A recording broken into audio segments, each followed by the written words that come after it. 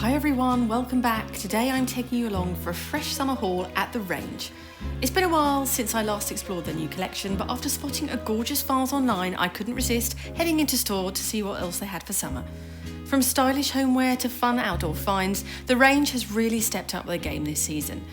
I ended up grabbing what I'm calling the Vase of Dreams, a candle that makes my home smell like a 5-star hotel, the viral cherry throw that's all over social media, and some of the cutest glasses for summer garden parties. About the vase, it turned out to not be the right colour, so I added my very own paint hack and couldn't be happy with how it turned out. I found so much great stuff I had to split it into 2 parts so you don't miss a single thing. So pour yourself something cool and refreshing, get comfy and let's go shopping. And don't worry, part 2 will be up on Sunday with all the amazing garden furniture finds.